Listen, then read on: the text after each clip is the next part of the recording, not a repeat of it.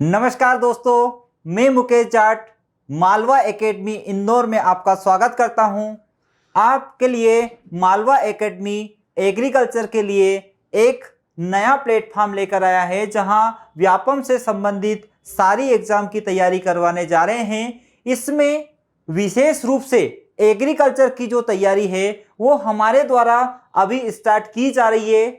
इसमें आपके लिए एग्रीकल्चर के जितनी भी एग्जाम आ रही है, आपकी आरएचओ हुई, एसएडीओ हुई, इसके अलावा क्वालिटी कंट्रोल हुई, डिस्ट्रिक्ट मैनेजर हुई, उन सब की तैयारी को लेकर मैं आपके लिए आया हूं।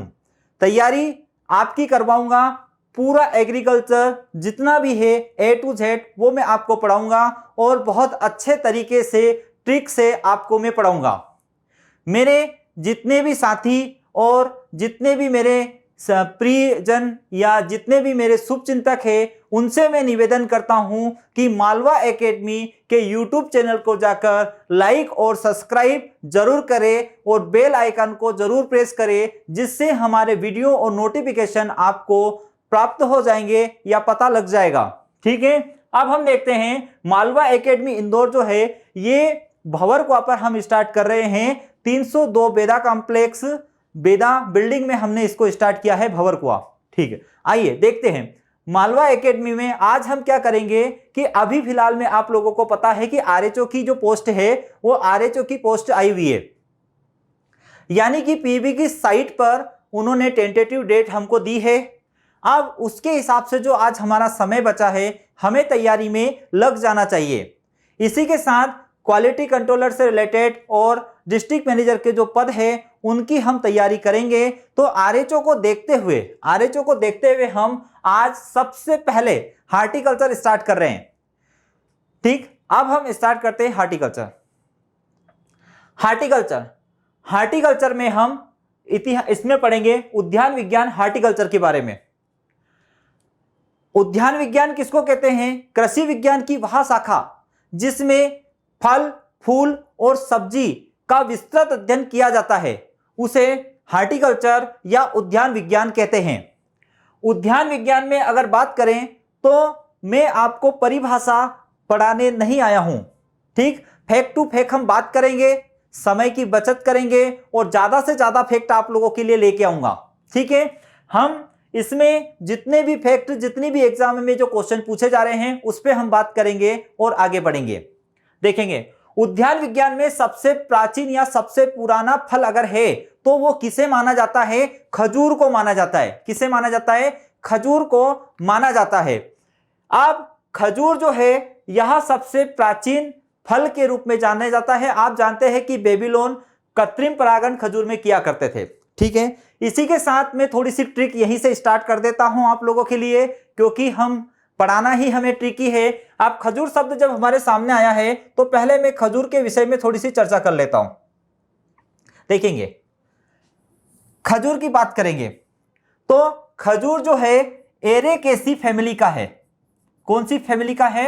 एरेकेसी फैमिली, या उसको पाल्मी फैमिली बोलते हैं, जिसमें नारियल आता है, नारियल के साथ में खजूर आता है, इसके बाद में सुपारी वगैरह इसके अंतर्गत आती है। अब इसको हम देखेंगे, नारियल फैमिली जो है इसमें खजूर को देखेंगे, याद करेंगे कि खजूर में एरेकेसी जो फैमिली होती है उसके गुण सूत्रों की संख्या क्या होती है। ट्रिक से पढ़ाने की आपको कोशिश कर रहा हूं, आप समझना, आपको बहुत मजे आएंगे, बहुत अच्छा लगेगा कि एक ही बार में डाटा आपको याद हो जाएगा। मैं आपको बता रहा हूं कि इसके जो क्रोमोसोम नंबर है वो कितने हैं, तो वो कितने हैं? 32 है। अब 32 तो है, लेकिन आपको याद कैसे करना है? तो याद रखना कि जो खजूर का पेड़ होता है, यानी नारियल का पेड़ बना रहा हूं अभी मैं, किसका? नारियल का जो पेड़ है, अगर नारियल के पेड़ पे कोई बच्चा अगर कोई चढ़ गया, चढ़ना मत नहीं तो गिर जाओगे, तो नारियल के पेड़ पे यदि कोई चढ़ गया और यदि वहां से वो गिर गया, तो अगर गया तो 32 के 32 दांत टूट जाएंगे। कितने? 32 के 32 दांत टूट जाएंगे। मतलब एरेकेसी फैमिली के जितने भी सदस्य हैं उनके गुण सूत्रों की संख्या कितनी मानी जाएगी? 32 मानी जाएगी। लेकिन खजूर जो है ये इसमें स्पेशल है, इसमें खजूर जो है ये स्पेशल में है। इसके गुण सूत्रों की संख्या कितनी होती है? 36 होती है। और इसको ही वो पूछता है कि खजूर में गुण सूत्रों की संख्या कितनी है? 36। अब मैं और अगर बात करूं तो खजूर का जो वानस्पतिक नाम है वो भी मैं आपको ट्रिक से बताने की कोशिश कर रहा हूं। मैं आपके लिए जो क्लास लेके आया हूं, मैं आपको सिर्फ इतना बताने आया हूं कि आप हमारे मालवा एकेडमी इंदौर के यूट्यूब चैनल पर जुड़िए, इसे लाइक कीजिए, सब्सक्राइब कीजिए और अच्छे से पढ़ाई कीजिए, अच्छे से पढ़ाई कीजिए और अपने सिलेक्शन को आसान बनाइए। अब इसमें हम देखेंगे कि खजूर का जो नाम आता है, खजूर का क्या है, खजूर का वानस्पतिक नाम जो आता है वो क्या है। अधिकतर क्या होता है, मैक्सिमम बच्चे क्या होते हैं, इसको रटते हैं, लेकिन हमें रटना नहीं है। हम इसको देखेंगे कि जब 1990 के दशक में क्या आया था, सेलफोन आया था। तो गांव में जब एक फोन हुआ करता था किसी व्यक्ति के पास में, तो वो क्या करते थे, नेटवर्क कम मिलता था तो वो किसी छत पर चले जाते थे, छत पर चले जाते थे। या मैं मालवा की बात कर रहा हूं क्योंकि हम मालवा एकेडमी पे भी पढ़ रहे हैं, मालवा की बात कर रहा हूं और अभी हम इंदौर में हैं और मालवा में ही है। तो मालवा में तो क्या है, प्रसिद्ध कौन है, खजूर का पेड़ ही है। तो मालवा का जो है खजूर के पेड़ हैं, वहां पर व्यक्ति नेटवर्क पे बात करने के लिए खजूर पे चढ़ जाते थे। किस पे, खजूर पे। क्या लेके चढ़ते थे, फोन को लेके चढ़ते थे। तो इसका जो वानस्पतिक नाम है उसका नाम आएगा फोइनम, फोइनम डेक्टाइलम। तो फोइनम जो आएगा तो आपको याद रखना है, इसमें फोन शब्द आएगा और आपको खजूर का वानस्पतिक नाम भी आपको रटना नहीं है। इसका रटना क्या है, एक ही चीज ध्यान रखना है कि एरेकेसी फैमिली के सारे सदस्यों का जो है गुणसूत्र संख्या कितने आएंगे, 32। लेकिन इसके गुणसूत्रों की संख्या क्या है, 36, जिसको वो पूछता है। ठीक है, आगे बढ़ूंगा। मैं उम्मीद करता हूं कि आपको याद हुआ होगा, उम्मीद करता हूं ऐसे ही आपको सारी की सारी चीजें मैं रटाने की कोशिश करूंगा। एक और छोटी सी ट्रिक, इसके बाद में अपन आगे बढ़ेंगे, है ना। एक ट्रिक और देखेंगे कि जैसे अगर सपोज आपको मान लो कि आपको पूछ ले कि एवाकेडो, एवाकेडो किस फैमिली से लिया गया है, एवाकेडो किस फैमिली से लिया गया है, तो आपको क्या करना है, रटना नहीं है, रटना नहीं है। ये एग्रीकल्चर में आपको मैं अच्छे से ट्रिक से मैक्सिमम चीजें याद करवाऊंगा जिससे आप आसानी से याद कर लेंगे। तो देखो एवाकेडो, एवाकेडो को क्या बोल दूंगा, एडवोकेट, मैं बोल दूंगा एडवोकेट। और इसकी मैं क्या बात कर रहा हूं, इसकी फैमिली, इसके परिवार की बात कर रहा हूं कि इसका परिवार क्या है, तो इसका परिवार आएगा लावरेसी। क्या आएगा, लावरेसी इसका परिवार आएगा। ठीक है, तो अब मैं यहां क्या करूंगा कि भाई एडवोकेट, एवाकेडो फल है तो एवाकेडो को एडवोकेट बोल दूंगा कि जो एवाकेडो मतलब कि जो एडवोकेट होता है वही क्या करवाता है, लव मैरिज करवाता है। क्या करवाता है, लव मैरिज करवाता है। तो लव शब्द आया तो आपको लव याद रखना। तो एवाकेडो की कभी भी फैमिली पूछ ले तो आपको क्या बताना है, ये लावरेसी फैमिली से लिया गया है। किससे लिया गया है, लावरेसी फैमिली से लिया गया है। हम भारत के निवासी हैं, हमारे यहां सिया राम मतलब राम जी की पूजा करते हैं। तो अब देखो इसका जो नाम है, किसका, एवाकेडो का नाम है, वो देखो यहां हमारे यहां संस्कार है, शादी जो होती है फैमिली के अकॉर्डिंग होती है, लेकिन इसमें इसका एवाकेडो है, इसका नाम है पर्सिया अमेरिकाना, पर्सिया अमेरिकाना। तो यहां सिया तो आई है पर वो सिया कहां की, अमेरिका की, हमारे भारत की सिया नहीं है। तो इसलिए ये जो लव मैरिज है ये पर्सिया, ये अमेरिका की सिया है, भारत की सिया नहीं है, क्योंकि वो हमारे लिए बहुत आदरणीय है। तो यहां इस तरह आपको ट्रिक से याद करना है और उम्मीद करूंगा ऐसे ही छोटी मोटी ट्रिक से आपको याद करवाता रहूंगा। अब हम आगे बढ़ेंगे और देखेंगे कि क्या और दे रखा है। ठीक है, देखेंगे उद्यान विज्ञान में सबसे प्राचीन फल क्या, खजूर आया। हमने खजूर की बात की, खजूर पे हमने 2 डाटा ट्रिक से रटे और ये याद किया कि भाई गुणसूत्रों की संख्या 36 होती है तथा उसका नाम फोइनम से स्टार्ट होता है, वानस्पतिक नाम। ठीक, अब हम देखेंगे उद्यान विज्ञान में कि हार्टिकल्चर यानी उद्यान विज्ञान शब्द ज्यादा पुराना नहीं है। ज्यादा पुराना क्यों नहीं है, क्योंकि 16वीं शताब्दी में अंग्रेज हमारे देश में आए थे और उन्हीं के साथ ये शब्द आया। तो 16वीं शताब्दी में अंग्रेज आए और 17वीं शताब्दी में क्या हुआ, 17वीं, मैं इसको कर दूंगा ठीक, 17वीं शताब्दी में हमारे यहां कौन आए थे, अंग्रेज। तो वो ये शब्द लेकर आए थे और वो लैटिन भाषा के 2 शब्दों से मिलकर बनाए। किससे, लैटिन भाषा के 2 शब्दों से मिलकर बना है। एक तो है हार्टस और एक है कल्चरा, जो हम मैक्सिमम रटते हैं। एक तो है हार्टस और एक है कल्चरा, लेकिन आपको कल्चरा की जगह अब एक नया शब्द याद करना है, उसे बोलते हैं कोलेरे। यानी इसको हार्टस और कोलेरा दो शब्दों से मिलकर बना है, क्योंकि अगर एग्जाम में अगर वो आपको कल्चरा ना दे, यदि क्या कर ले वो एग्जाम में आपको कल्चरा शब्द ना दे, तो फिर क्या होगा, तो एक तो हार्टस से बना है और एक कल्चरा से बना है, ये हम मैक्सिमम बुकों में देखते हैं। लेकिन आपको याद रखना है कि कोलेरे शब्द से भी बना है, यानी कल्चरा अगर नहीं देगा तो कोलेरा आज हमको याद करना पड़ेगा जब हम थोड़े लेवल वाली एग्जाम की तैयारी करेंगे। ठीक है, तो कल्चर हार्टस का मतलब गार्डन और कल्चरा का मतलब क्या होता है, या कोलेरा का कल्टीवेशन।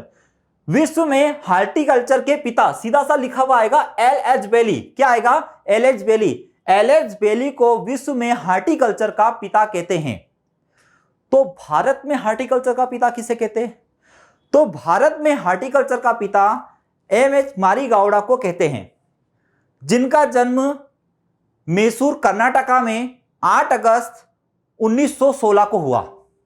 उन्होंने मैसूर में काफी काम किया, इसलिए मैसूर या कर्नाटका में काफी काम किया, इसलिए कर्नाटका को हार्टिकल्चर स्टेट के रूप में जाना जाता है। तो आपको ये याद रखना है कि एल.एच. बेली जो है ये इनको क्या कहते हैं, हार्टिकल्चर का क्या कहते हैं, पिता कहते हैं। लेकिन भारत में हार्टिकल्चर के पिता जो है एम.एच. मारीगावड़ा को कहते हैं। अब मैं देखूंगा नीचे वाली लाइन की एम.एच. मारीगावड़ा, ये थोड़ी सी कोई बात नहीं, को हार्टिकल्चर का पिता कहते हैं। इनका जन्म कब हुआ, 8 अगस्त। आपको याद रखना 8 और इधर क्या याद रखना 16, इसके आगे 19 लिख देंगे। 8 अगस्त 1916 को एम.एच. मारीगावड़ा जी का जन्म मैसूर के कर्नाटक में हुआ। कर्नाटक में इन्होंने छोटे छोटे गार्डन बना के इतना वर्क किया कि इन्हें भारत के पितामह के रूप में, मतलब हार्टिकल्चर के पितामह के रूप में जाने जाते हैं। इन्हीं के लिए 8 अगस्त को क्या किया जाता है, 8 अगस्त को, मतलब इनकी याद में, कहने का मतलब यह है कि इनको याद करते हुए कि इन्होंने बहुत अच्छा काम किया, अभी वो है, मतलब इनके लिए 8 अगस्त, ये शब्द थोड़ा उचित नहीं है, 8 अगस्त को एम.एच. मारीगावड़ा फाउंडेशन डे के रूप में मनाया जाता है। उनके द्वारा उद्यान में सर्वश्रेष्ठ कार्य किया गया, इसलिए इन्होंने सोचा कि क्या करें, उद्यान विज्ञान या एम.एच. मारीगावड़ा डे के रूप में हम मनाएंगे। तो इन्होंने क्या 8 अगस्त को डिसाइड किया। इनके द्वारा उद्यान पर सर्वश्रेष्ठ कार्य किया गया, इस कारण M H. Marigowda horticulture research education research foundation की स्थापना की गई। फिर इनके द्वारा बोला गया कि भाई हमने इतना वर्क किया, सब कुछ किया, तो आने वाली जो पीढ़ी है उनको हम क्या करें, इसके बारे में एजुकेशन दे कि गार्डन को कैसे डेवलप किया जाता है, हार्टिकल्चर को कैसे डेवलप किया जाता है, जो एक बंजर जमीन होती है या एक वेस्ट जमीन जो होती है उसे किस प्रकार से हम उपयोगी बनाएंगे, इस पे इन्होंने कार्य किया। और ये फाउंडेशन इन्हें बनाया गया और इन्हीं को ध्यान में रखते 8 अगस्त को फाउंडेशन इनका दिन मनाया जाता है के रूप में उन्होंने रख लिया। आगे देखेंगे, जो अभी मैंने बोला था कि कर्नाटक में उनका जन्म हुआ, इसलिए उसे हार्टिकल्चर स्टेट के रूप में जाना जाता है। लेकिन हमें यह भी याद रखना है साथ में कि मध्य प्रदेश का कौन सा डिस्ट्रिक्ट है जो हार्टिकल्चर का काम अभी वहां ज्यादा चल रहा है और वो उभर के आ रहा है। तो याद रखना हार्टिकल्चर डिस्ट्रिक्ट के रूप में बड़वानी उभर रहा है, मतलब बड़वानी में हार्टिकल्चर, एमपी की बात कर रहा हूं, बड़वानी में चल रहा है। K L. Chadha father of modern horticulture.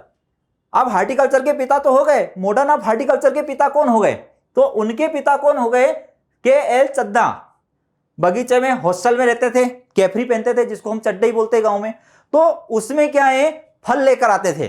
क्या लेके आते थे, बगीचे में जाते थे, फल लेकर आते थे। तो आपको के.एल. चड्ढा को मॉडर्न में यही है, पैंट पहनते थे, कैफरी पे आ गए, इस पे आ गए। तो इसको याद रखना है कि K L. Chadha father of modern horticulture, इनके द्वारा गोल्डन रेवोल्यूशन की टर्म दी गई। क्या दी गई, गोल्डन रेवोल्यूशन, इसलिए इनको गोल्डन रेवोल्यूशन के क्या पिता भी कहते हैं। फिर देखेंगे इनकी बुक क्या है, हैंड बुक ऑफ एग्रीकल्चर, इनके द्वारा लिखी गई। लेकिन इसका क्वेश्चन पूछा गया है कि हैंड बुक ऑफ एग्रीकल्चर किसके द्वारा प्रकाशित की जाती है, तो hand book of agriculture ICAR के द्वारा। ये किसके द्वारा, ये जो बुक है ये आईसीएआर के द्वारा प्रकाशित की जाती है। ठीक है, इसके बाद एक और है जनरल इंडियन हार्टिकल्चर। ये मैगजीन है जनरल इंडियन हार्टिकल्चर, ये जो है आईसीएआर के द्वारा प्रकाशित की जाती है और इसे जेआरएफ में पूछा गया है। मैंने हार्टिकल्चर में पिछली बार की तुलना में और भी क्वेश्चन लगाए हैं, और भी क्वेश्चन पे रिसर्च की है और उन्हें अपने सिलेबस में और ऐड किया है ताकि आपको ज्यादा से ज्यादा मटेरियल मिल जाए और आप यहीं पर सारी चीजें क्लियर कर लो। Advance in arid horticulture O P Awasthi के द्वारा लिखी गई, लेकिन इन दोनों में बात करूं तो इंपॉर्टेंट इसको आप याद रखना, ये आपको याद रखना ही है। ठीक। Department of horticulture and fruit processing की स्थापना, बात आ रही है कि इसकी स्थापना मध्य प्रदेश में कब की गई, तो 12 फरवरी 1982 में इसकी स्थापना मध्य प्रदेश में की गई। इसके द्वारा हमें स्थापना करके फ्रूट प्रोडक्ट आर्डर, जिसे हम आता है फ्रूट प्रोडक्ट आर्डर भी आता है, जिसकी 1955 में स्थापना की गई थी।